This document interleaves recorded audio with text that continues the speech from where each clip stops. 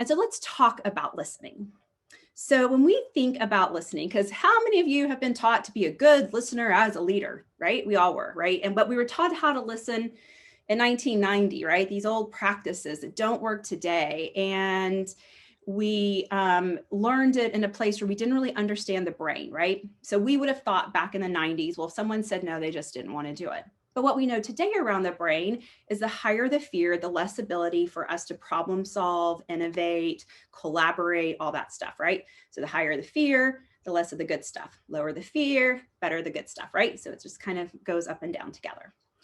So what I want you to start to do is not listen to the surface. I want you to start listening to the limiting beliefs. And if we go back to that story that I experienced yesterday with a client, that person's limiting belief was fear, right? I don't know if I can do this. I don't know if I have time. I don't know. They were in fear of failure. We could have easily redirected that conversation and solved it at the beginning if we'd been listening for the limiting beliefs. So here's a funny thing too about listening. When we listen to what's on the surface, we fix and direct, right? So I don't know if I can do that project. I'm really busy. Well, make time. I need it done. Or I don't know why this person doesn't want to do it, right? Because we're listening to the surface. We're not really listening to what's going on in that person's brain. And so we move to fix and direct. Directive leadership isn't effective. We know that. The only time it's effective is in crisis management. Buildings on fire, get out. The building is rarely on fire. And so we've got to start to listen and not listen to fix and direct. But we want to start listening for limiting beliefs. And that way we don't direct, but we start to reframe, refocus.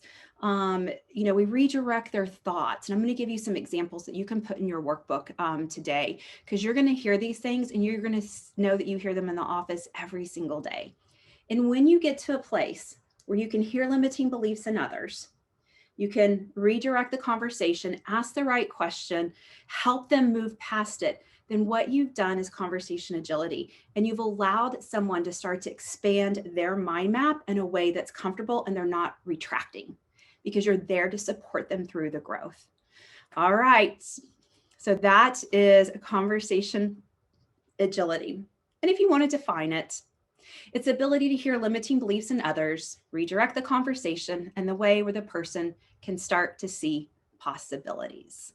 How many of you would love to be able to do this with your team? If that's a yes, drop it in the chat, because this can really change your relationships.